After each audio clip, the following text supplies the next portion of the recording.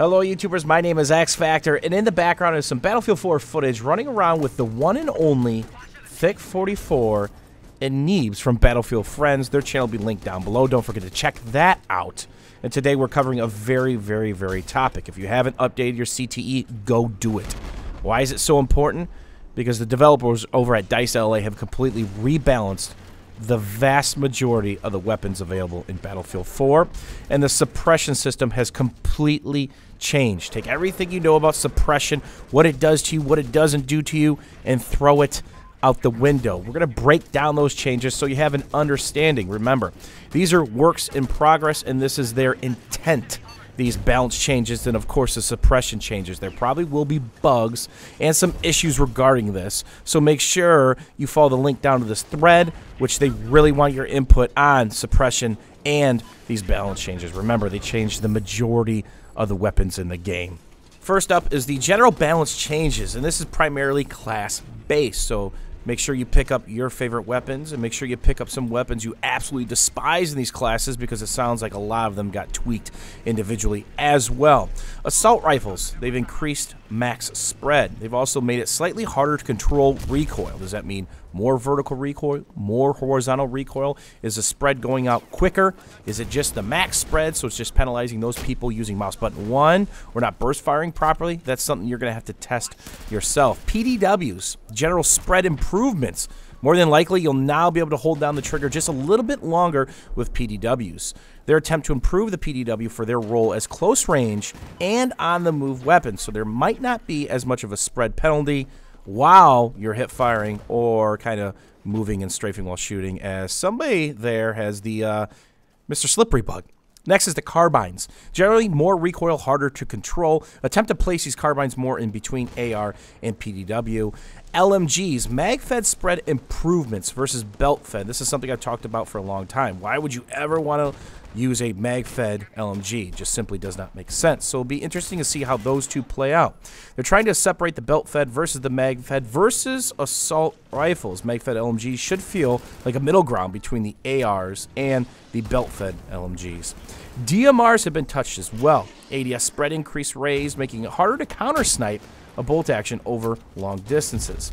Heavy barrels should be more effective and relevant past 100 meters. And again, these are broad strokes to these classes. There are going to be more than likely some tweaks to individual weapons, so don't forget to get your hands dirty. Check out some of your favorites and also some of the ones you absolutely despised before, because more than likely, there's going to be some new ringers in town. You're going to notice there's an image up on your screen. This is going to help us as we kind of explain things, because suppression has completely been reworked. Take everything you know and throw it out the window. Now, thanks to spring patch number 3 on Battlefield 4 CTE, suppression does 3 things to you.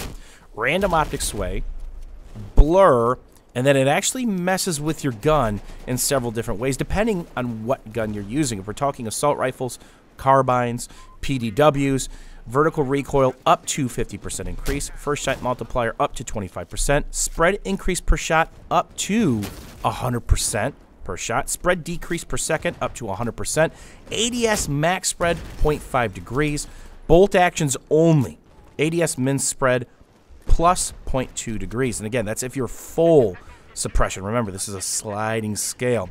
Shotguns, DMRs, and sidearms. Vertical recoil up 75%. Spread increase per shot, 50% increase. Spread decrease per shot, 50%. ADS max spread plus 0.5 degrees. So you're going to say, oh my gosh, this is going to be a nightmare. Not exactly, because they changed how you're suppressed and what it really takes.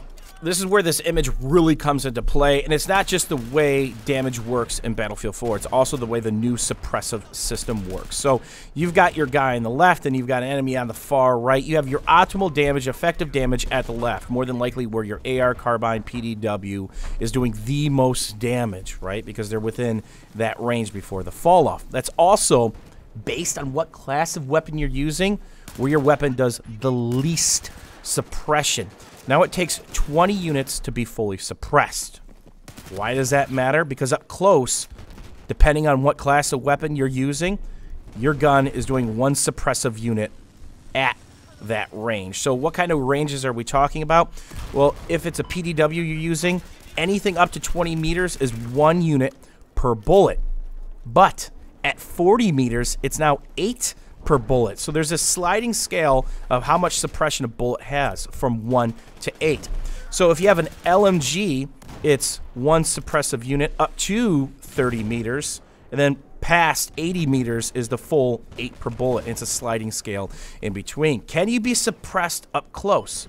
Well, if you're using an LMG, you can suppress somebody, but it's going to take 30 bullets. Or somebody's with the PDW and they're within 20 meters and they start hitting that sliding scale, the PDW is going to suppress a lot more. And again, it is a sliding scale. It takes 20 to set you off in that full suppressive state. Remember, it's added recoil, spread, random optic sway, then of course that blurry screen that you get. So it's not just what you're shooting, but it's the range at which they're being shot at. And again, max range is going to do the most suppression. So something like an LMG, anything past 80 meters, 8 per bullet, as long as they're whizzing by their head or close to their body, that's going to put them in the full suppressive state. Again, you can easily get suppressed anywhere behind that 20 to 30 to 40 meters because it's simply going to take less and less bullets. And that's the intent of DICE developers, to not really affect the close and medium range combat, but to affect the longer range engagements. Remember, it's going to take less bullets to suppress people at those further distances, depending on what weapon class you're using, to give you a moment to either get to cover, get to a new piece of cover, flank, or just get the heck out of town. What do you guys think about the new dynamic suppressive system? Is this something you really like? Is this something you want to voice your opinion on? Well, make sure you update CTE, get in there, and test it out. Remember, this is their intent, but there may be bugs. There's going to be a link down below to the patch notes, and of course, one of the forums that the developers are looking for a ton of feedback and any bugs that you guys may encounter. As always, YouTubers, thanks for watching. Thanks for hanging out, and we will see you guys soon.